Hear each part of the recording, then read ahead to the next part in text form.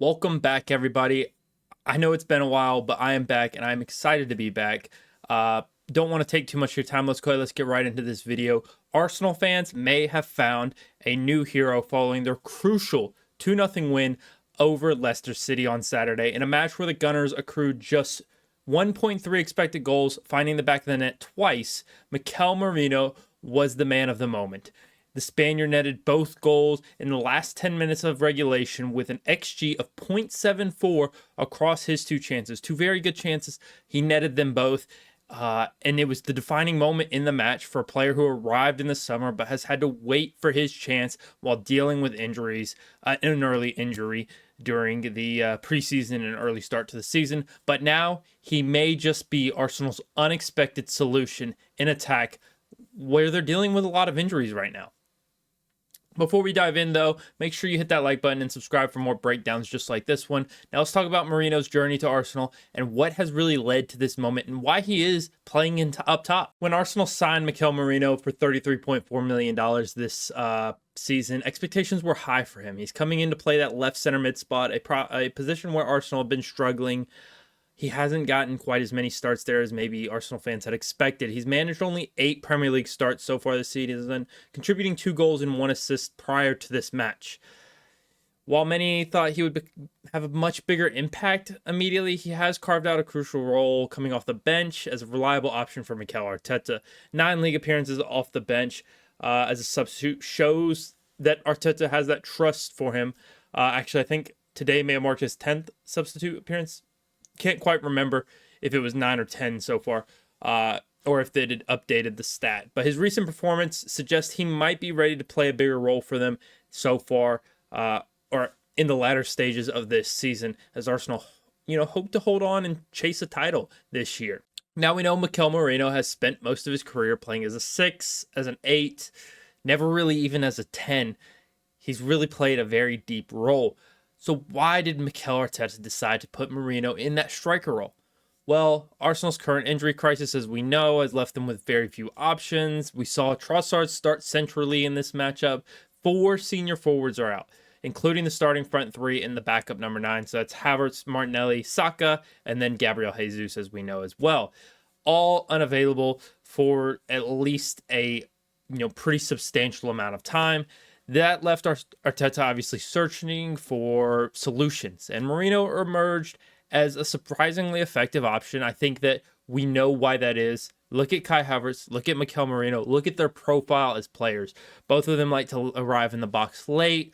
Both of them have good passing. Both of them are strong. Both of them are tall. Let's go a little bit more in depth.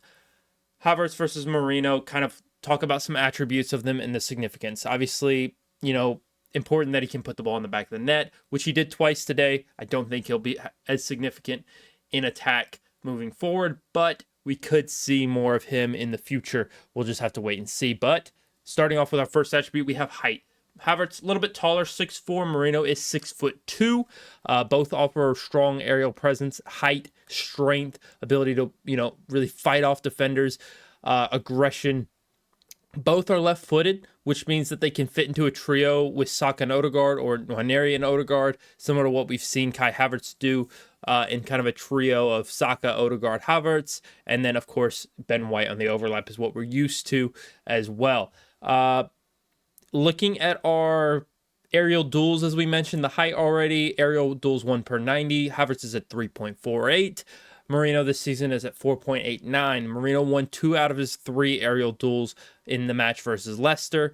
And then talking about percentage of aerial duels won, Havertz is at 47.9, while Merino is up at 60%. It really helps Arsenal win those second balls. You've got a player like, if we have to, play against a Liverpool, for example, down the line with a Merino up top, we can send a ball long to counteract their press. Merino flicks it on, and then you've got a Nwaneri that is able to get on the end of that and run with it. Or Trossard, or Sterling. Oh, probably not Sterling. He looks like he's struggling. He's lost his legs compared to what he used to have. But we're not going to get into all of that. I do think that his ability in the air is going to be crucial for Arsenal when he does have to play centrally, if he does have to continue to play centrally for the Gunners. And then, of course, a stat that's obviously skewed in favor of Merino, playing as an 8 and a 6. His tackle numbers are high compared to Havertz per 90, and it really will help lead the press and hopefully relieve Odegaard of some of that pressing duties, and hopefully give him a chance to save some of his energy. Odegaard, obviously huge for Arsenal pressing the ball. His creative numbers and his energy just in the midfield hasn't been what it used to be. And so that's why I'm thinking, give him an opportunity there to relax a little bit, and then you can turn around and see him maybe take some of that stress, take some of that pain off of Odegaard, and some of that energy can be used in creating chances rather than trying to press high up against teams. And then lastly, a stat that maybe isn't going to seem super relevant because, again, they're playing in different positions, so we'll have to see how Merino adapts. But progressive passes received are almost identical per 90. Havertz has 5.39, and then Merino has 5.53.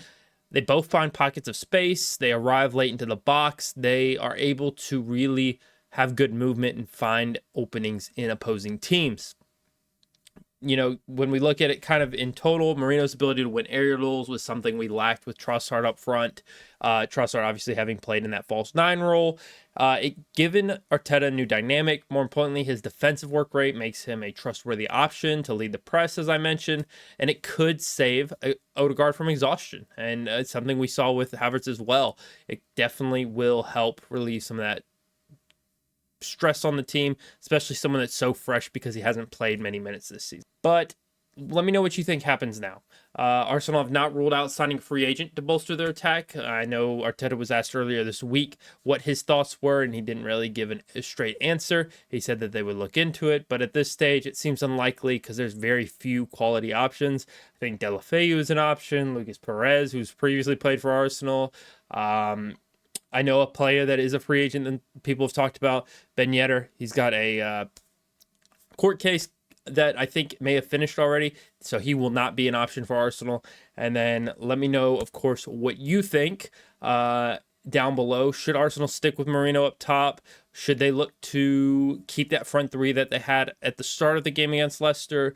Should they mix it up somehow? Maybe we see a Sterling on the right, Trossard on the left, and then maybe Nwaneri through the middle. Let me know down below in the comments section. But let me know in the comments down below if you think what you think Arsenal should do moving forward. Thanks for watching this video, and if you enjoyed it, hit that like button, hit that subscribe button. I'll see you in the next one. Peace.